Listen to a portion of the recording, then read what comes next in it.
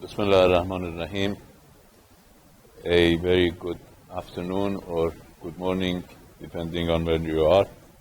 To all of you, I'm happy to have this occasion to start the second session of a series of talks on world in transition. Last week, on Monday, 7 days ago, we reviewed a number of important topics, including what is the relevance of the concept of transition, what are the historical perspectives and precedents to transition. In fact, what happened in the course of last 300-400 years when a global system collapsed and a new system emerged, how it happened from basically Peace of Westphalia to the collapse of the Eastern Bloc and the Soviet Union. We've had a number of transitional periods, and we discussed how those transitional periods came about and what was the consequences. We also discussed attempts to rush the emergence of a desired world order, both conceptual, from end of history, clash of civilization, to ideas of neo-conservatism, as well as practical attempts to rush a new world order,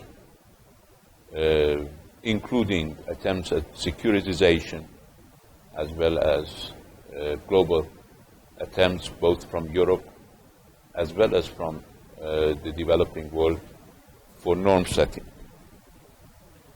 We started discussing about miscalculations, and the miscalculations include miscalculations by medium powers, such as miscalculations by Iraq and Yugoslavia, as well as on the extremes, other side, miscalculations by Colonel Gaddafi of Libya. Both committed miscalculations, which ended up either in their own demise or even the demise of the state and the country. We also discussed miscalculations by great powers, or big powers, or so-called superpowers. From the miscalculation by the first U.S. president after the collapse of the Soviet bloc, the senior George Bush, who announced the emergence of a new world order, to miscalculations by his son, who announced mission accomplished, miscalculations by others. But the outcome of miscalculations by big powers are certainly more catastrophic than those of medium powers. In addition to billions or trillions of dollars of wasted resources from the United States, we've had, and many losses of life, be it in Iraq, in Afghanistan, in Syria, in Libya, and elsewhere. We've had a couple of consequences that would last far longer. One is the rise of extremism. Everybody agrees that the current state of affairs in the world and the rise of extremism both in the developing world, in the Islamic world, as well as in the West, are the outcomes of those miscalculations. Occupation has a consequence, and that gives rise to resentment, and resentment provides a very fertile breeding grounds for extremism.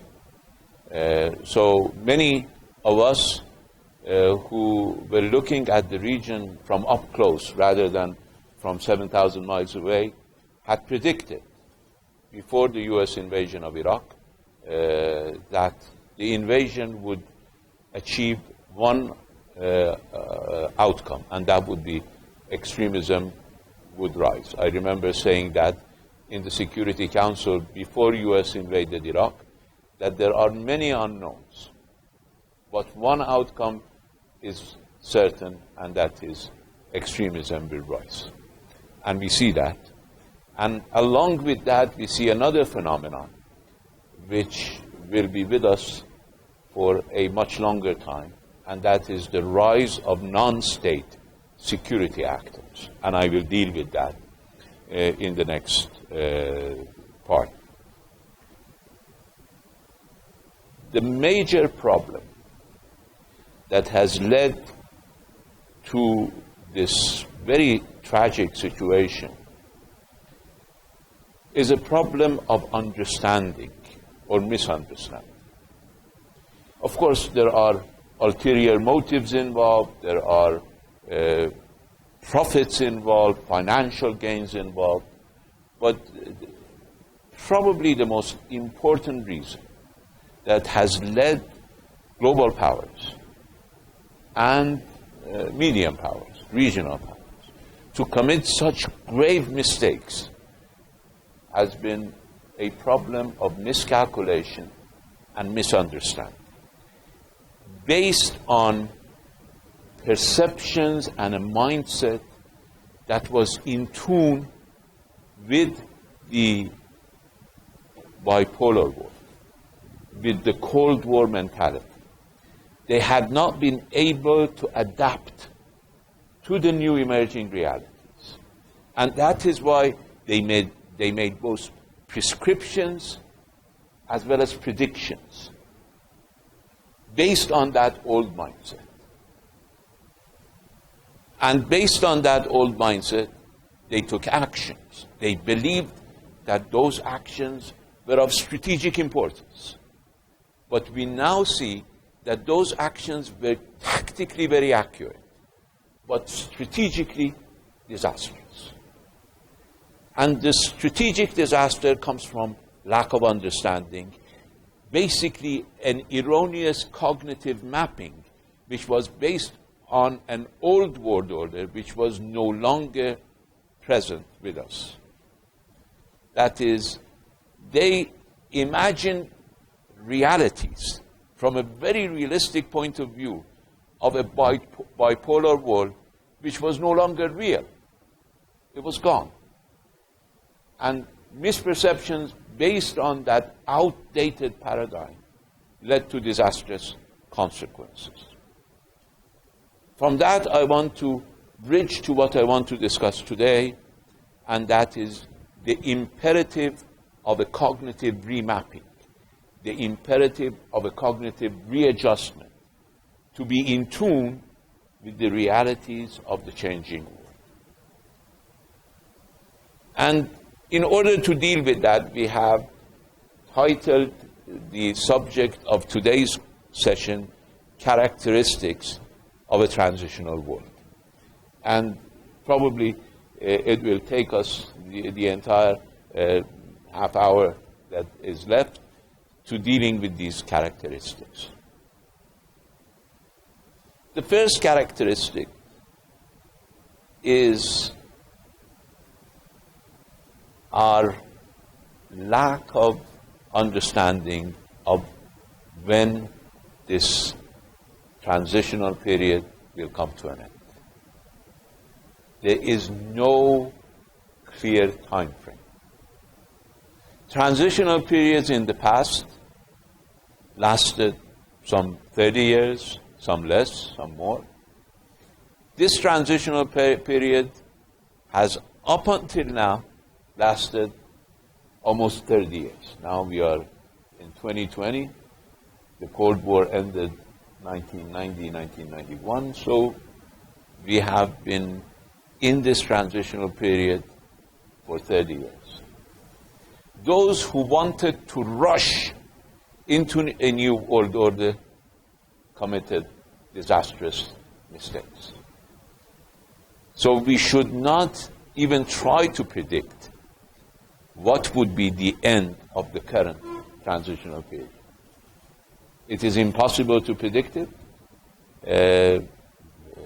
All of those who predicted, as John Twain said, the demise of the transitional period were seriously exaggerating and committing a very serious mistake. We should not commit that mistake again.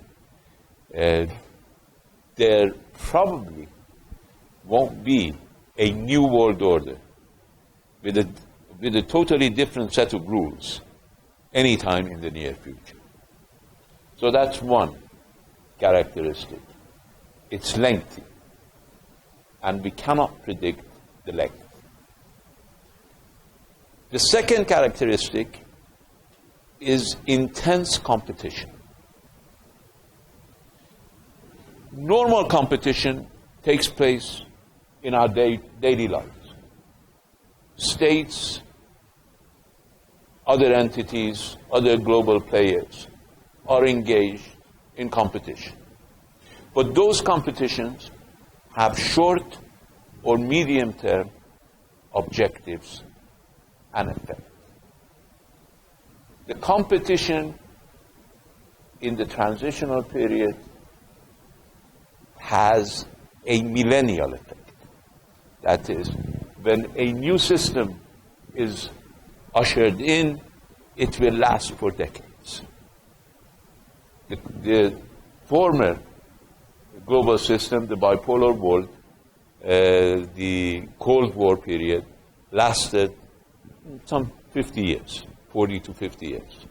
Now, we're talking about the same time period, if not more, probably. We don't know.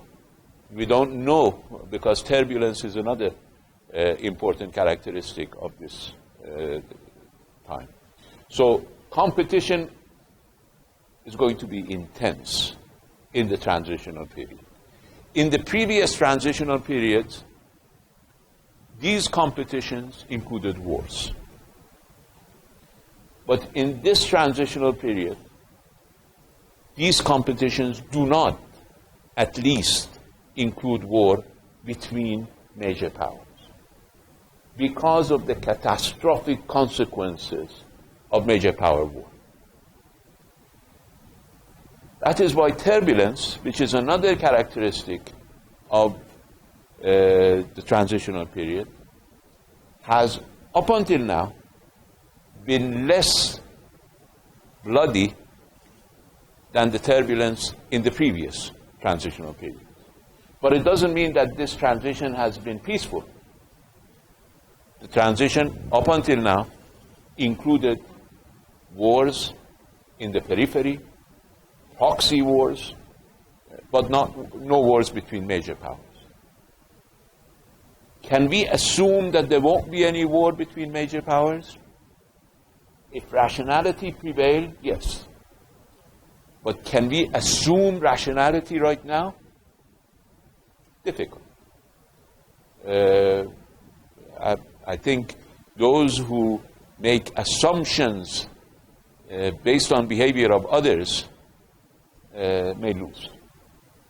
And unfortunately, one of the tendencies of this transitional period has been the emergence of leaders in many parts of the world who are less than rational. We see the example, probably the best example in the biggest power today.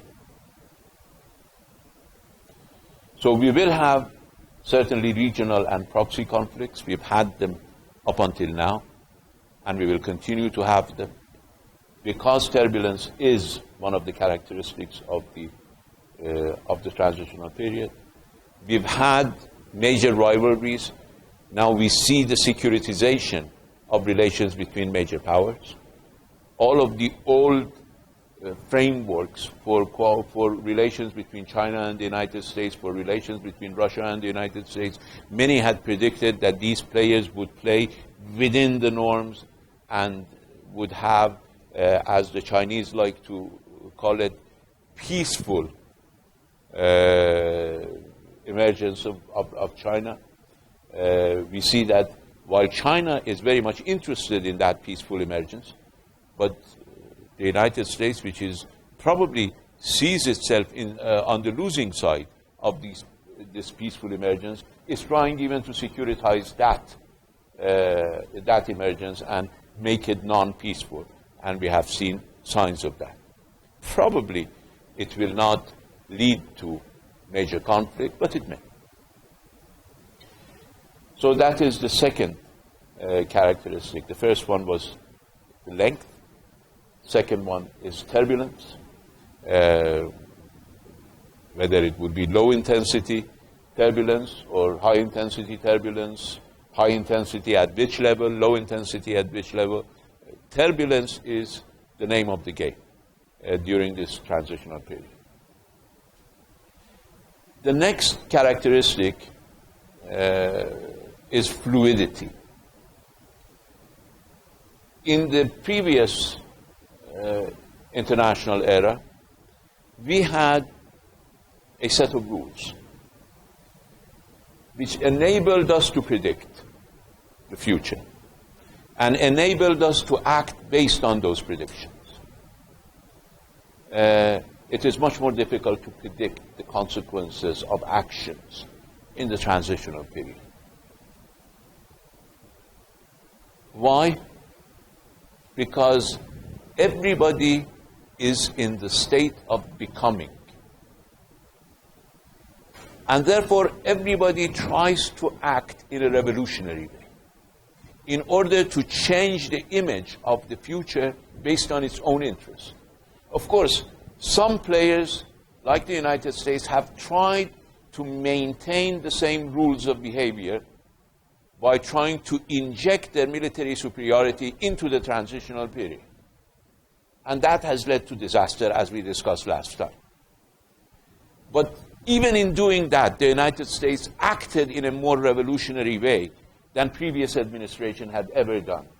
As we discussed last time, the United States engaged in a war almost every year, a war in a year, since the end of the first Persian Gulf War, or from the Iranian point of view, the second Persian Gulf War, which is the evacuation of Iraq from Kuwait.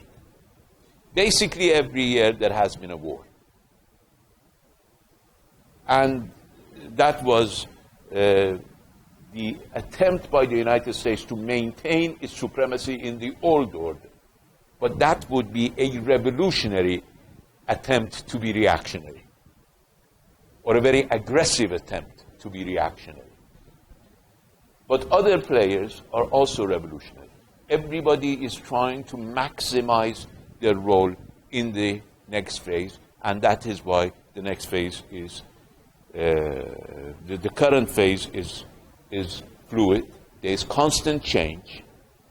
And from the point of view of practitioners, they have to be in tune with the realities. But from the point of view of academicians and those who are involved in understanding the developments, there is a need for basically intellectual vigor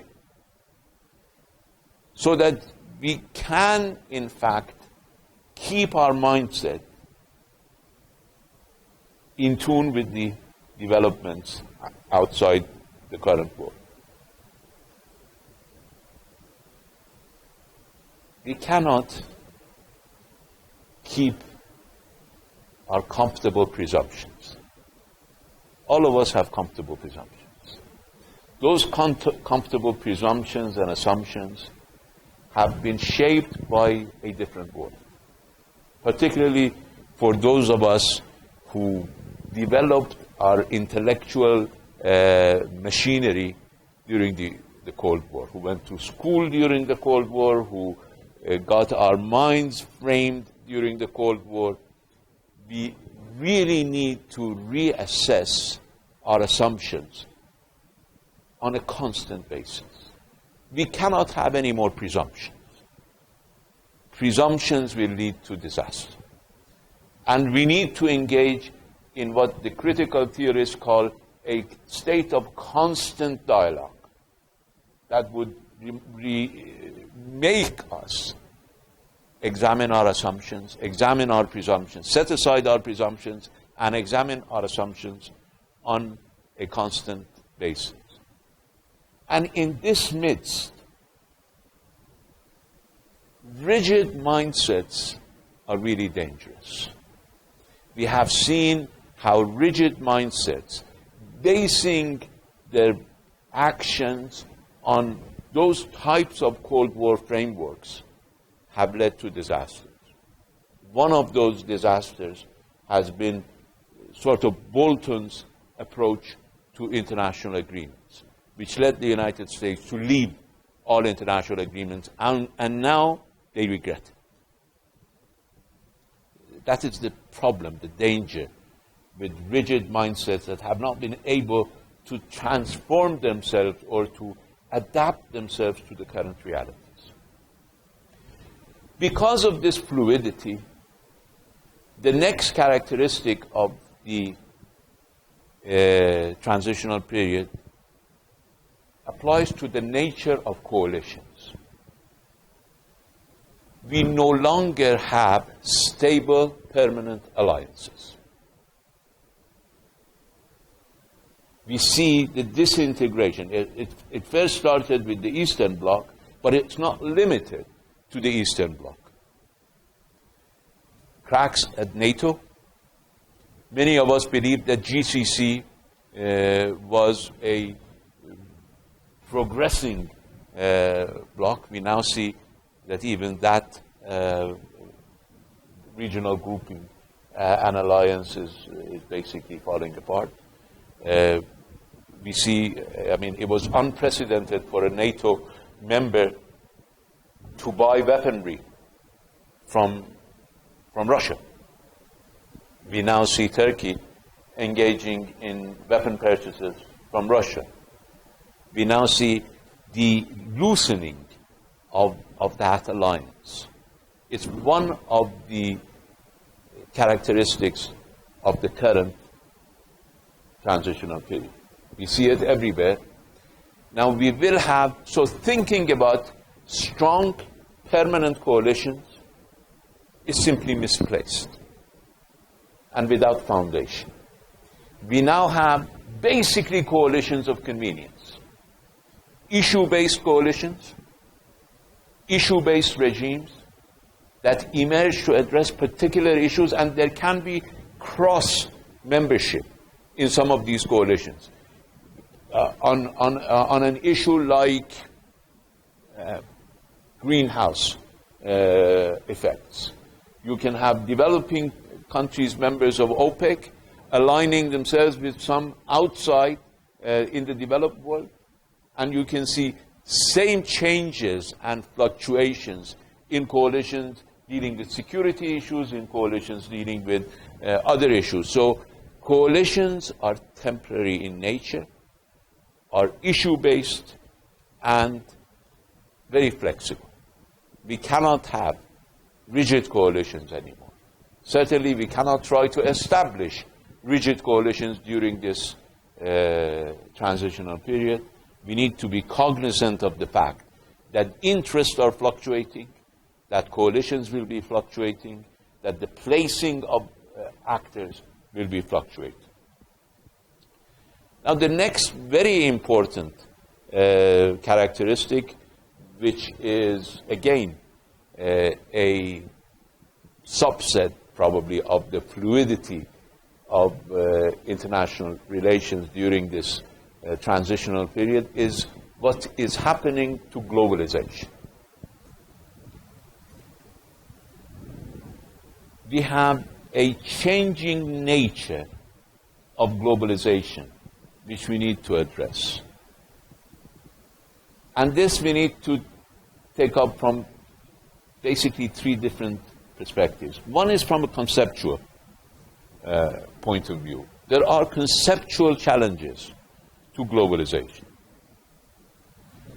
I believe parts of globalization, as I will deal with in the next part of my comments, is natural. But there were attempts to hegemonize globalization or to impose certain aspects of globalization which had consequences.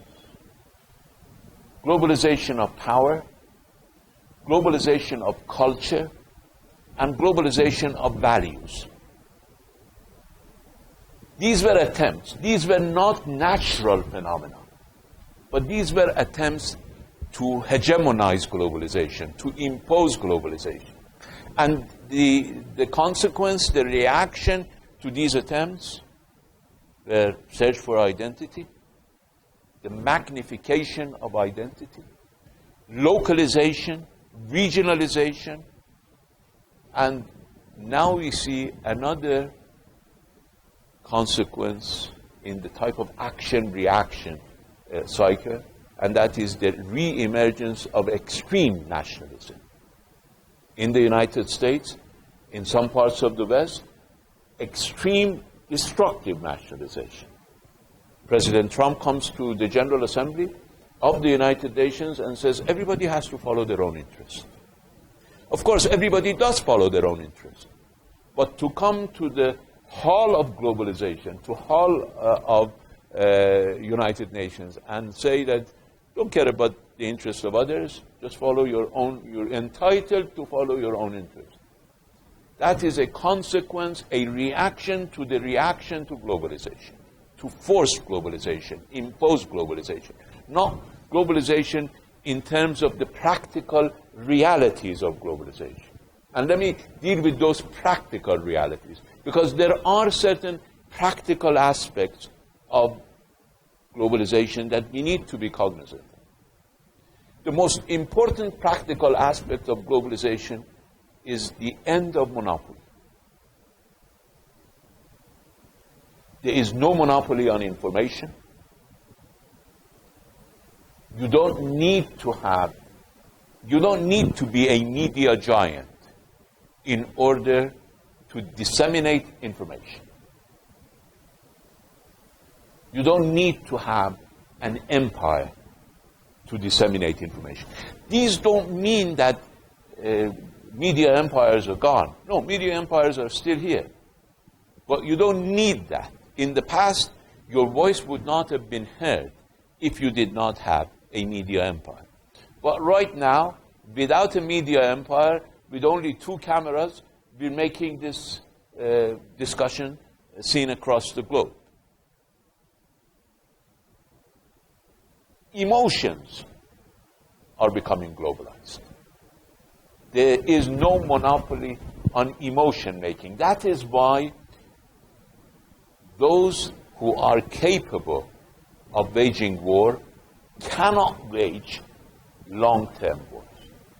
They need short-term wars because emotions prevent long-term wars. That is why you have in the United States this doctrine of shock and awe. That is an immediate impact without a prolonged effect which would mobilize emotions globally, without information monopolies being able to control the information and the emotions. That's an important factor, and I don't think it's an unwelcome development. The fact that no longer you need to have an empire to create or to disseminate information and to impact emotions can in fact make the world more democratic. And the consequence of these 2 developments is that states have lost monopoly over being actors. Now every human person can be a global actor. And that is an important consideration of today's globalization. And I think realization of that is important. This is from a conceptual point of view. But from a practical point of view, we do have real global challenges which cannot be addressed by any individual nation or even by any coalition of nations, whether old alliances or newly established coalitions. These challenges, and I will name them, cannot be addressed individually or even collectively. They have to be addressed globally. So global challenges require global responses. And that is one of the most important misunderstandings and misperceptions that have led to disasters in the past 30 years. Now, one of these global challenges, which is obvious to everybody, but there are still some vested interests who try to negate this or to deny it, is environmental degradation. There is no way that you can have a local, national, regional, or even collective response to environmental degradation. You need to have global response. So globalization in terms of environmental degradation is a fact, basically accepted by everybody. Now, you can have so-called scientists representing special interests denying this. But I believe everybody in their right mind would accept it. There are areas where serious denials are taking place, but at least not on environment. Another problem that has become globalized is poverty. Poverty is now a global challenge. The consequences of poverty are also global. No nation alone can address the problem of poverty. It requires a global response because it's a global challenge. Now with Corona, we know that no nation can fight for its health, individually or collectively. Health has become a global common good. Disease is a global common challenge. We now know that if there is a single person with a virus, the entire world can be in danger. And now we remember the famous poet Saadi, who said some hundreds of years ago, 800 years ago maybe, that if one limb is afflicted, the others cannot at rest remain. This is the reality. One individual, one small town with a virus, everybody can quarantine, everybody can close their borders, but health has become a global common good. Migration. A war in Africa, a war in the Middle East has an effect on Europe.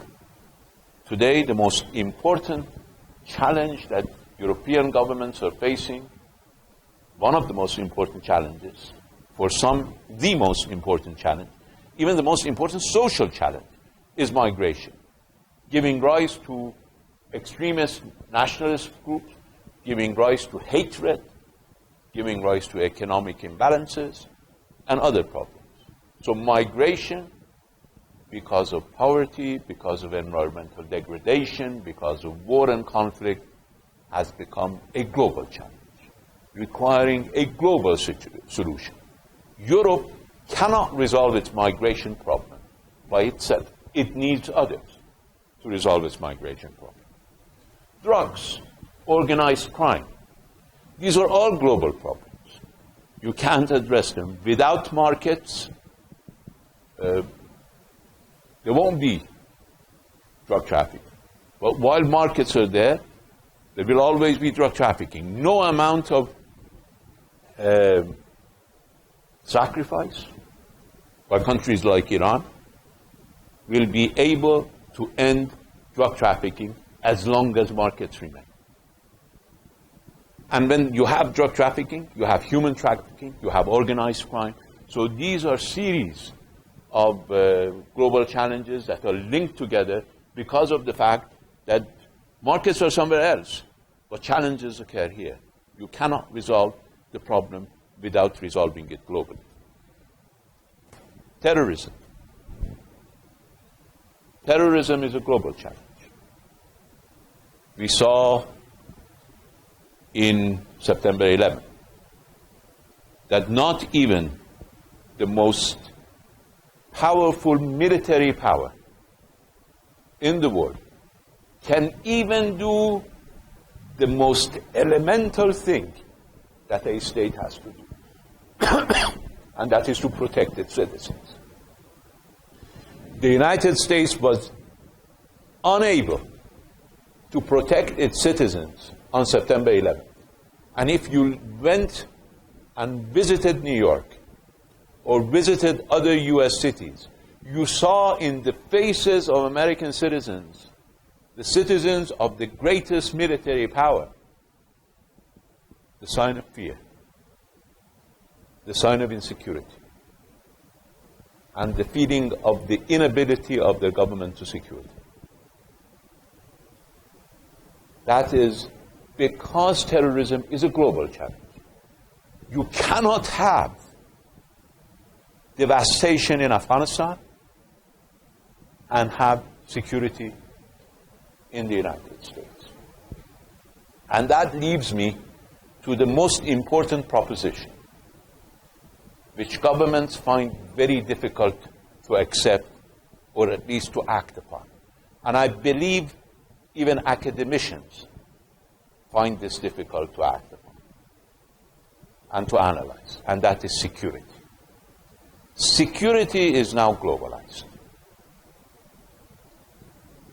You cannot create security for your society if there is insecurity elsewhere. At the end of the day, everybody's security depends on everybody else's security. And anybody's insecurity can lead to everybody's insecurity. So, the other areas of globalization were easier to accept and to act upon. But when it comes to security, while it may sound very benign to accept that security has become globalized, the implications are far-reaching. If security has become globalized, then what would be the meaning of deterrence?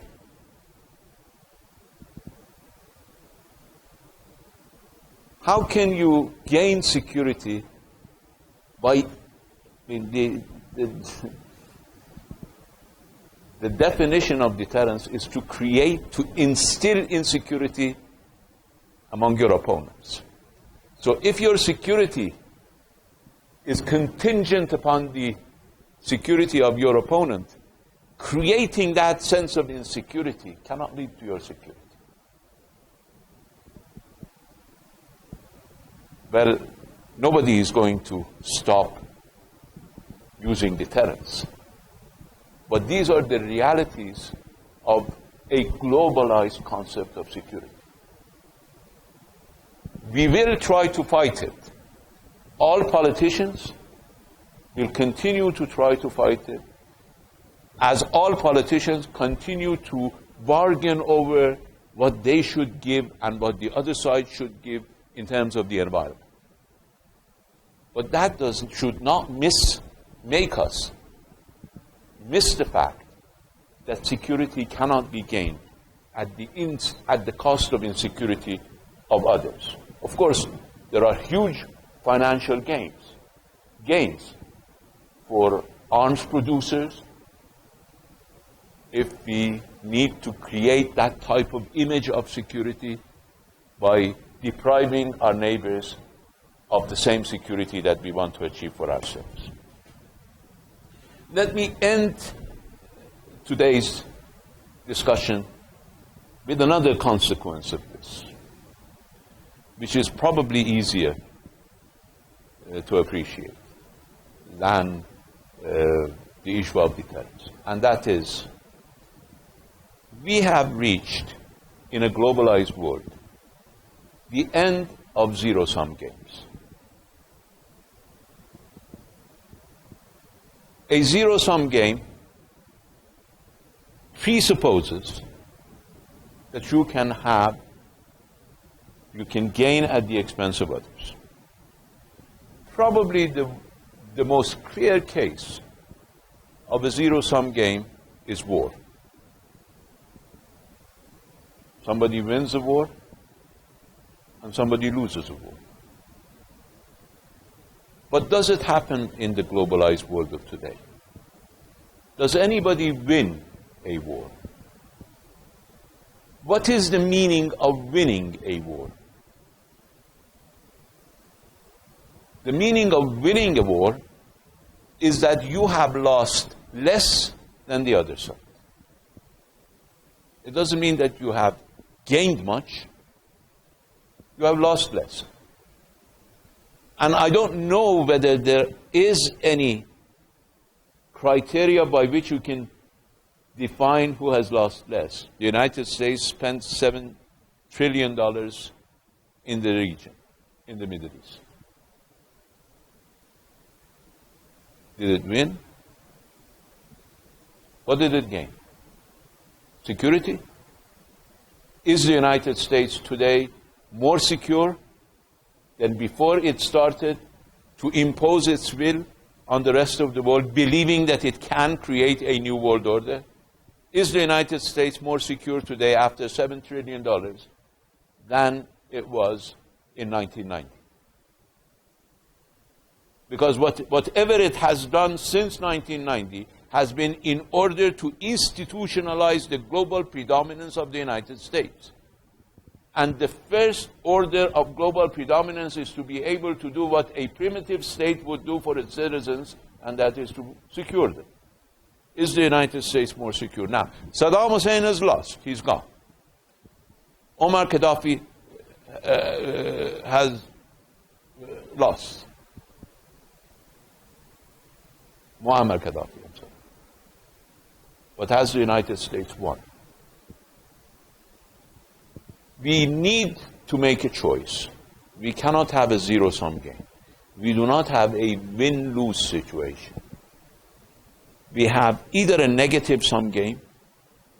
If we try to go for a zero-sum game, based on that Cold War mentality, that you can win and somebody else can lose, and it all comes from the misperception that the United States and the West won the Cold War.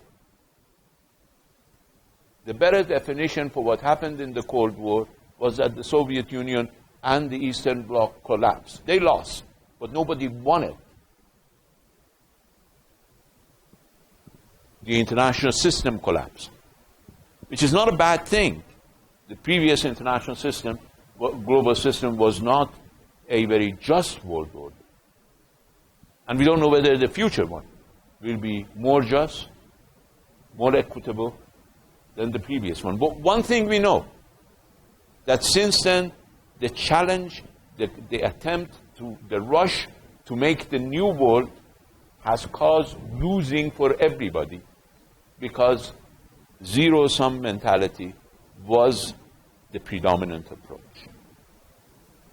And there is a need to move from that to a positive sum. Positive sum is possible. Let me end with a story that I usually use.